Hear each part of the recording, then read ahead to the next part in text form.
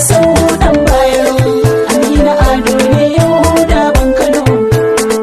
Yau murnar sanda muke, sarakuna ba masaka tsinke Kano. Dan kiran da nake mana da yawa karmami kulle ya buguguwa. Dan kwa idan ya buguguwa zai sha kaɗawa zai sha walan keluwa. Maka san dan Adamu ubangidan alanwa aka jadawa. Jajirtan dan Adamu kasar gumin sarki jegon yan uwa. Mai horo hana kangara ga zaman sarki tan kwarke kuwa. Kamar yadda aka sani dukan dan adam da ya tashi a rayuwarsa mafi burinsa shine ya ga ya gaji magabatansa, ba wai harkar sarauta ko makamancinta ba. Yawanci za ga 'ya'yan malamai suna so su zama malamai, haka 'ya'yan masu sana'o'i kala-kala za ga iyaye suna saka 'ya'yansu domin su koyi sana'a na su tashi su ɗan bakata. Mu da ubangiji ya nufe mu da zama a gidan sarauta, ba mu da wani buri da ya wuce mu gaji magabatanmu domin mu ɗora a kan irin taimako da ake wa al'umma da kuma ƙasa baki ɗaya. Saboda haka murnar guda biyu ce, ta farko dai ta Allah ya nufe mu da gadar magabatanmu, ta biyu kuma muna kyauta zaton ubangiji ya ba mu wannan mukami ne domin ya jarraba mu yadda za mu taimaka wa al'ummarmu da jiharmu da ƙasarmu baki ɗaya.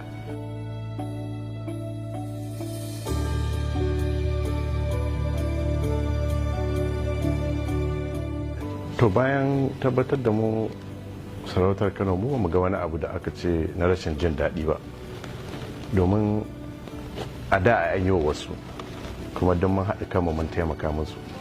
Saboda haka wannan ɗabi'a ce da al'ada ta wannan gidan wanda ubangiji ya ba wa shugabanci. Babu shakka lokacin da ake neman sarauta kowa zai nema, amma ɗabi'a da al'ada ta gidan nan duk wanda Allah ya bawa dunkulewa ake a ga an taimaka masa, domin sarautar nan ba tasa ce shi kaɗai ba, tamu ne, tamu ce baki ɗayan mu. Saboda haka ni a sani na ko kuma a tunani na ban san wani abu da ya faru na rashin jin daɗi ba. Babu shakka ɗabi'a ce ta ɗan adam, ya nemi abu bai samu bai ji zuciyarsa ta so su, amma tsari ne na ubangiji, sai mutum ya karbi yadda ubangiji ya shirya, kamar mu ma yadda muka karba a da. Cikin a ci gaba da tafiya domin taimakawa juna, mu ga yaya za mu kare mutuncin gidan da dukkaninmu gadonmu ne, kuma mu ga yaya za mu taimakawa al'umma da ƙasarmu domin a samu ci gaba.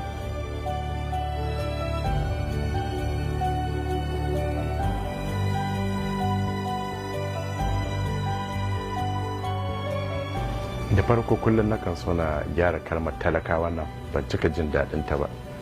Na ganin zai fi kyau a ce al'umma, maimakon a ce talaka ba ta da daɗi kalma, amma aka ce al'umma to za ta fi zama daidai. Na kan faɗa cewa a tarihi ko kuma a tsari na masarautar Kano, ba masarautar Kano ba, kowace masarauta za ka ji ana yi wa mutane addu'a cewa Allah ya sa ka gaji magabatanka. To in aka ce Allah ya sa ka gaji magabatanka, ka fatan abin da suke shi ake zance a kai, ba kawai a kira ka sarkin Kano shi kenan ka zama sarki ka gaji magabatanka ba. A'a, magabatan nan naka a me suka, a wani doro suka ɗora rayuwarsu ta shugabanci har kuma suka koma ga ubangiji. To kulliya abin da ake so a haɗa kenan, kamar yadda kake faɗa, sadaukar da rayuwa ga al'umma, kyautata addininmu wanda shine ma tushen sarautarmu, kula da al'adunmu masu kyau, sannan kuma da taimakawa wanda yake gajiyayye ko kuma mai rauni. Waɗannan su ne abin da ake kira gado, ai ba wani abu ba. Ba zance ne kawai a yi sarauta a naɗa rawani a hau doki a maka busa shi kenan ka zama sarki ba. A'a, ai abin da ake zancen ka gaji magabatan ka shine abubuwan da suka yi na alhairi tun daga farkon rayuwarsu ko kuma tun daga lokacin da suka zama shugabanni har Allah ya karɓe su. To waɗannan abun shi ake so ka gada ka ɗora a kai, inda aka iya ka fi su, domin iyaye sukan yi murna in sun ga wanda suka taso ya tashi karkashin su ya ma haye su akan al'amura na rayuwa.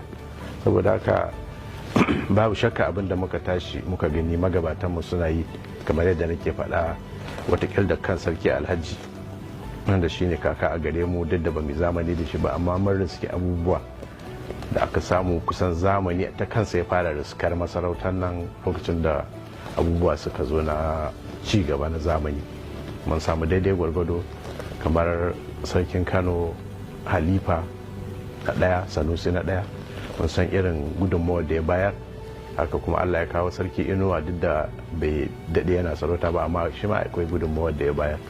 Muka zo ga marigayi sarkin Kano, shi dai shekara 50, shi ma ya ba da irin gudunmawar abinda ubangiji ya hore masa. Allah ya kawo Muhammadu Sanusi na biyu, muka zauna da shi shekara 6, shi ma ya ba da irin gudunmawarsa. Saboda haka lokacin da muka shigo wannan gidan, abinda muka kalla shine dukkanin waɗannan shugabanni namu waɗannan ɓangarori ne suka yi wanda zai suka bari wanda zai zama tarihi, su za mu duba mu ga mu kuma me za mu ɗora a kan wannan ɗin.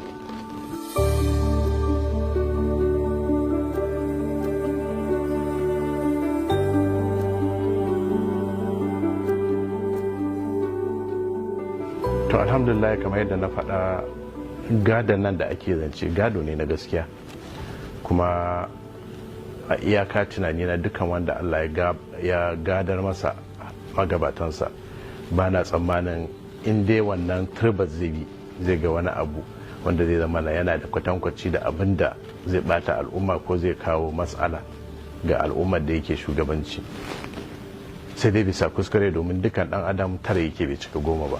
Amma mu da iyaka abin da muke tabbatarwa shine dukkan wanda yake karkashinmu ko kuma kamar da ka faɗa masarautun Kano kafatan ɗinsu, kullum muna musu tambihin cewa su lura da wannan hakkin da ubangiji ya ɗora musu na kula da al'umma, da dukiyarsu, da lafiyarsu, da rayuwarsu, da imaninsu. Kuma in Allah ya yarda za mu ci gaba akan wannan turbal, domin mu ma ita aka koya mana lokacin da aka saka mu a cikin wannan tsari na sarauta kusan shekaru 31 baya.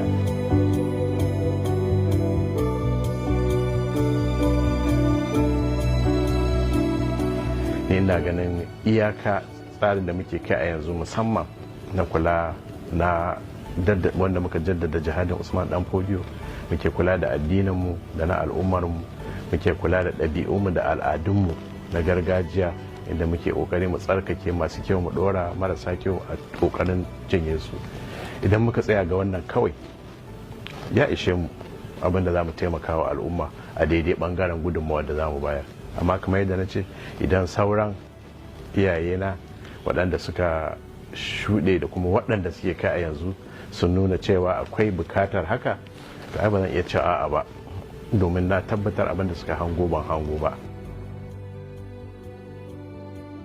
Makasan dan Bayero, Aminu ado ne yau da ban Kano. Yau murnar sanda muke, sarakuna ba masa ke Kano. Yau da makaho an haɗo a kau da ɗan jagora na dogara, ƙarshen ta in ba dogara, ƙarshen makahon nan rami gangara. Tukutuku mun munan ice ya kashe idanun tsofa an fi dan jira, ƙashin katanga tsingaro o mai gari gari yaro o mai gagara. Ya na hawa saka ce maniya munafikin ka yana na nike tattara. Makasan dan Bayero, Aminu ado ne yau da ban Kano. Yau murnar sanda muke, sarakuna ba masa ke Kano.